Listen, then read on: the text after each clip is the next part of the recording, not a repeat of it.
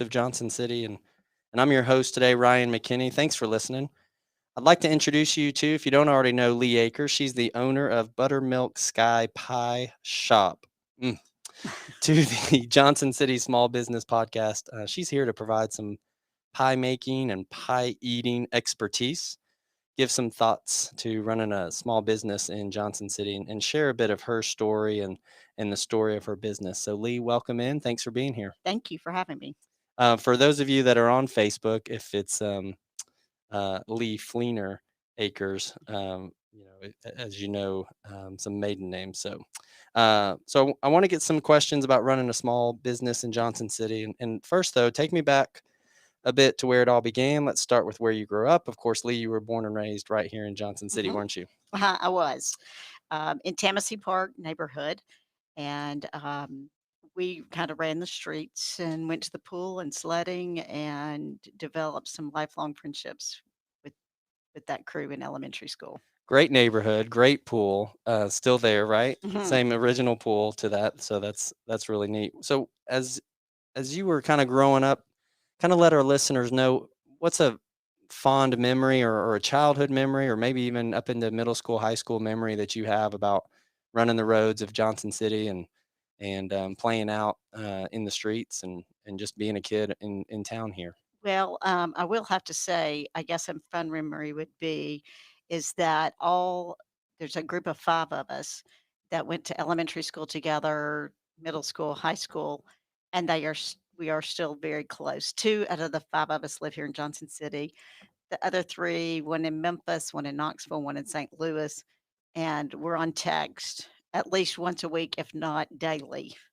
And we go away for a girls' trip together every year. That's phenomenal. Mhm. What a testament to just the community It is. of living here and having friends here. So that's great. Um, what kind of a kid were you? Love to read.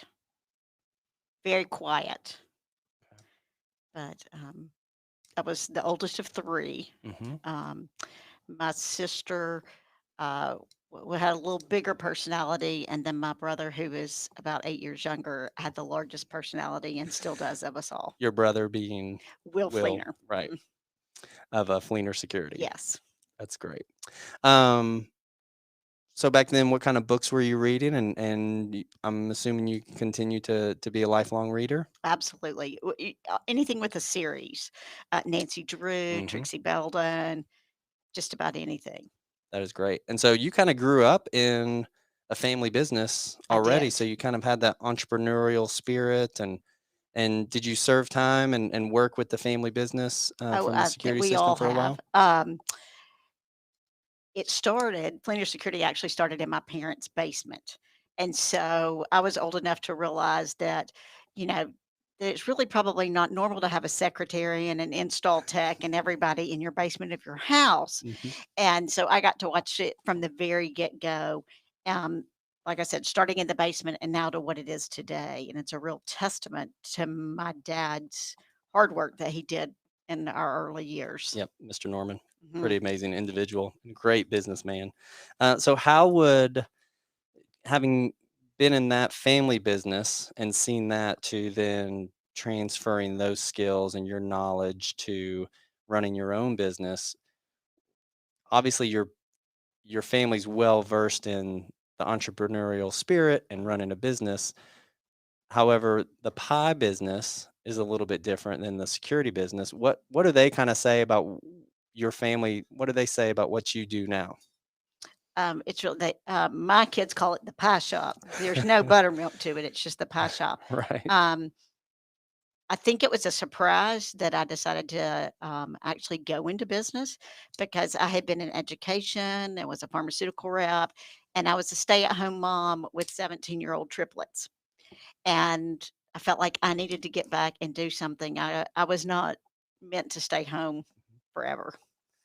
What was it that just ignited the spark to Um, start a we business? started looking into different businesses and franchises simply because my boys, both of my boys are on the autism spectrum. and they have to be lifelong contributing members of society. In order to do that, they have to have the skills to function in society. And we felt like that if we opened a business that they could eventually work in, probably not run, but can work in, they can make pie crust, they can make boxes, they can bake, then one day that would translate into their business and provide a livelihood for them. So that's what kind of started the whole That's idea great. of looking even for a franchise. So tell us a little bit about Buttermilk Sky Pie Shop. It's a franchise out of Knoxville, and I'm the sixth store to open. I'm very extremely close with the founders that are in Knoxville, Scott and Meredith Layton. We offer 9 pie flavors every day. We have a special seasonal pie that changes about every 6 weeks, and then we have a pie flavor of the month for our Pie It Forward, which is where we highlight a nonprofit. The proceeds from that particular pie flavor go directly to the nonprofit, and in direct, you know, connecting that community is so important to Mhm. us. So pie it forward, kind of a play on the words of pay it forward, right? Yes, Except in your Pie It business, we're Forward. able to pie it forward. Mhm. Do you mind mentioning who the nonprofit is that you're Um, working with this right month? now, we've had in the past Isaiah 117 Mhm. House, Brothers Keeper, Ronald McDonald House. So it's just whoever applies, and then my staff and I sit down and we take a look at all of the applicants, and then we decide which one for the following month. Well, let's talk a little bit about Isaiah 117 House. I know Mhm. it's an organization close to both of our hearts. Absolutely. Tell our listeners a little bit about the organization and what their mission is, and what your role is with Isaiah 117 House, and what the vision is, and what it's accomplishing so far. Isaiah 117 House is based out of Carter County, and it's Rhonda and Corey Paulson from Elizabethton's baby. Mhm. Um, Rhonda pretty much tricked Corey into going to foster care classes. If you know Rhonda, you know that's the absolute Yep. truth. Corey went into it probably not exactly sure what was going to happen or where he was going to go with this. By the end of the classes, they were like, "Okay, I'm in." Well, so when they're going through these classes, they're noticing that the kids that are removed from the homes before being placed in emergency foster care or a foster care home are sitting in the Department of Human Services office. It could be from 2 hours up to, I'm thinking in Tennessee, it's 23 hours. The kid, if they needed a bath or needed a shower or needed food, there's nothing but a conference table in an office building. So Rhonda, it was really laid on Rhonda's heart that these kids need a special place to go in the most traumatic day of their life to be loved on. Mhm. And so that's what started Isaiah 117 House. Carter County has been open now right at 3 years. Sullivan and Washington County followed. We have almost every state in the United States has reached out for houses to be implemented in their communities. Mhm. So we're getting to see widespread of people really feeling the love for these children. What I've loved to see in all of the local houses here has been the community Oh, absolutely. support from contractors to just any company that could donate time or resources to be able to say, hey, we see where you're going with this, and we see your amazing vision for these children, and to be able to say, you guys on a hard day, probably the worst day of their life, Oh, being absolutely. able to come beside them and show them that they are loved, and have a place to go to where they can be taken care Right. of. And I mean, and sometimes it may be just that the child is there for an hour, but they may get a bath, they may get a hot meal. They get loved on by volunteers that have been trained specifically to work with them. And people have donated time and money and skill. I know in like in Greenville, um, they somebody donated the land. Then a contractor came along and said, "Well, I'll build your house for you for free." Or like with the Carter County house, Mitch Cox came in and said, "Well, Mhm. we'll renovate this for free." Or Keller Williams, who came into the playground and the fence. It is amazing to see what God has done and the blessings that have poured from Isaiah 117 house. So if you're listening to the podcast, we're going to include Facebook page and the website for Isaiah 117 House. Just if this is of interest to you, if you want to know how you can get involved, you can they can go check out that website. So it has a lot to do and a lot to say from a bystander, from a client, from a company such as yours that is looking to be involved in the community and looking for opportunities to serve and then to pie it forward. Um, how does that correlate with your value proposition and what your vision is for your company? Well, our word for the year for our shop is connection. We really feel like that we need to be connected and serving. That's what we're called to do. My staff knows that that's the way I feel. That's our first priority. Of course, I have to make money to feed my family, Mhm. but I really feel like to much is given, much is expected, and so it's the giving back of our shop. I love the connected word. I love the mantra. Yes. Um, from a from an engaging your employees standpoint, how did you roll that out to you're probably doing more out in the community than they may. How do they connect with their clients as they're coming into the pie shop and making sure that you're kind of um, ultimately connecting with your clients that come in? Right, right. I have been very blessed in my employee base. When we started almost 4 years ago, I still have a handful of those people still working for me. They usually start in high school, then they work their way all the way if they stay at ETSU or Milligan. So I have a very strong support staff. I think they've all been with me with the exception of two, maybe for at least 3 years. So it's a family, and it has really become my mission to take these kids in Mhm. because we're all kids Right. and love on them, instill the values of community, instill the values that we think will help them and to working in today's world. And as far as in relating it to our customers, can't stress being kind, especially in today's society, and engaging with that customer. How's your day?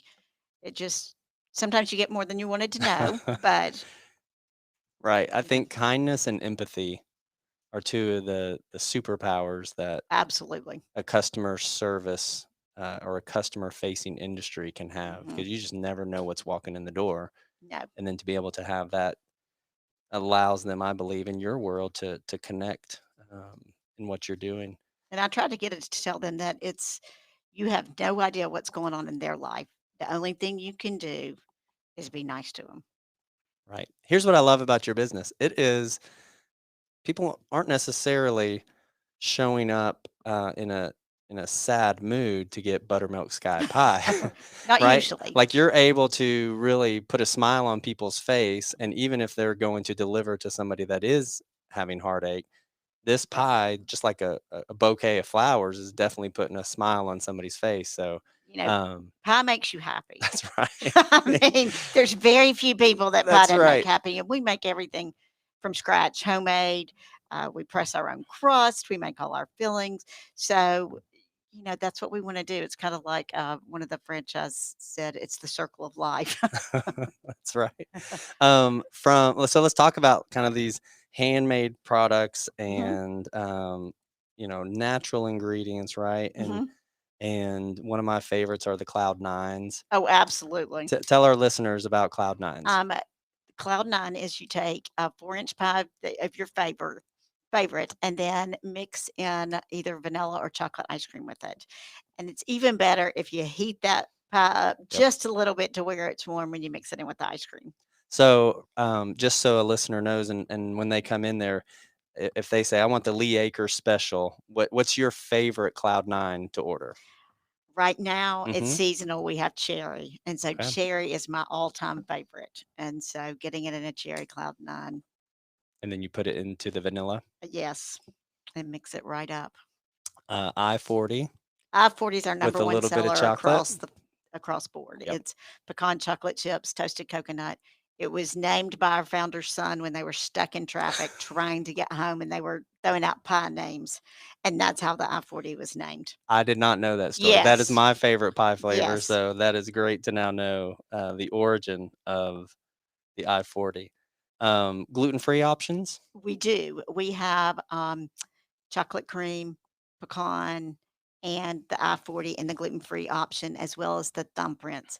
Because we don't sell a lot of them, we do ask for a 24-hour notice in Talk order to about get those ready. you said thumbprint.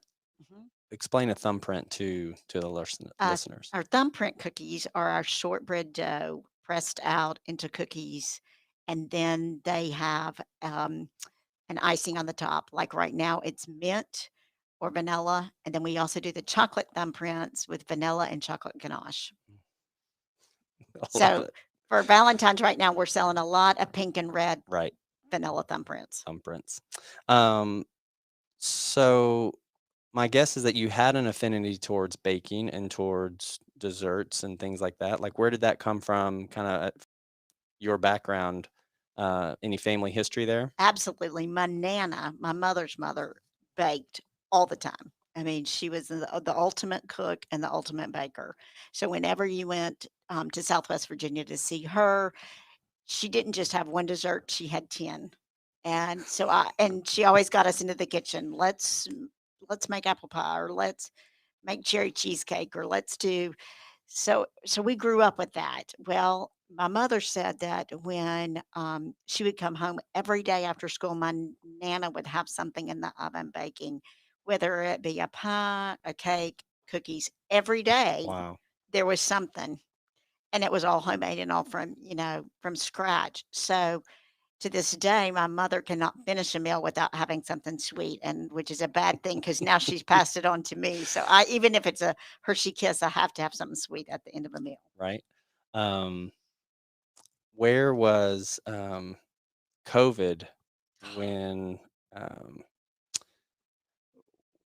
our family enjoys cooking with the grandparents as well? Mhm, And then when COVID came, it became early on a mhm, Zoom mhm. cooking with grandmommy. How did COVID affect your all's business in 2020 and now into 2021? We have been, again, very, very blessed. We didn't have to actually close the shop down. We sanitized, followed rules, locked the door, and did curbside only. You call in, tell us what you want, we'll bring it out. Mhm, And of course, masked up and gloved up. And so we did that for several months. mhm, When we finally opened the store again, we still have the stickers on the floor 6 feet apart from everybody so that the shop does not get overcrowded. mhm. We are continuing curbside because everybody wants curbside It's the now. new normal. It's the new normal. I just wish we had a drive-through. What have you learned about yourself or maybe your employees during this stretch of COVID-19 and how it's affected your all's business? Um, I think we're fine with it now, but when it first started, I think the uncertainty and the fear, especially for my college students, drove a little bit of anxiety. And of course, the fear of getting COVID and then family members getting COVID. And so, some chose not to work during that time, and that was completely up to them. And of course, we had to, go down on staff during that time. But, they've been troopers through this whole thing. Um, they're much better about wearing masks and gloved up than anybody my age is. The habits The habit is to big learn time. early, right? Hmm. Um, so I noticed you guys do online ordering. We Now do. you're doing curbside, Hmm. and now the Uber Eats of the worlds and the DoorDashes of the world and all that kind of stuff as well. Yes. Um, so in your world of pie making and in the pie shop world, what's kind of trending? What are you guys moving towards? Is there anything that's kind of moving you forward in your all's business? We are just seeing the fact that of getting the customer in there, they're satisfied, and then they come back. Um, just like we talked about, it's a sense of community. They come back where they feel comfortable, Mhm. um, and they know they can get the same product then, years from now the same way. And that's a big deal when you're talking food. You want the consistency to be there. And so uh, it is Mhm. every day. So where can people go to walk into Buttermilk Sky Pie Shop? 3531 People Street, Suite 300. We're in the same center as Mhm. Barbaritos, which has been a great blessing. Minchie's and David's Bridal. Okay. And then where can people find you online? Buttermilkskypie.com. And then on Facebook, we're Buttermilk Sky Pie of Johnson City. Speaking of Facebook, I mean, when you look at, and I know likes aren't the end all be all to a social media presence. However, with almost 20,000 Mm, Facebook likes of the Buttermilk Sky Pie Shop, to me, it's just a testament to the happiness and the customer satisfaction that you give to your folks for people to have the time and be willing to invest their time to go say, you know what, great experience, great food, great mm. people. I'm going to like this business to help promote their business. So, Absolutely. And congratulations. we That's a do a great lot of following. events and we're out in the community a lot. Of course, COVID kind of Mhm. hampered that. Things are starting to roll though for 2021. I think it's just being a presence in the community. Yeah, I agree. And you guys are doing a great job with that. Thank you. Well, thank you. Well, Lee, that wraps up our time together here today on the Johnson City Small Business Podcast. I'd like to thank you for Oh, thank you. investing your time with us and our listeners. And we'd also like to thank the listener for dropping into the show today. And please subscribe to the podcast and make sure to check out another Market Street Media podcast that we have. It's called Johnson City Living. Special thanks to Market Street Media and our sound engineer Leighton Hart, who's responsible for romancing your ears today. And this is the Johnson City Small Business Podcast. I'm your host, Ryan McKinney. And until next time, keep living your life.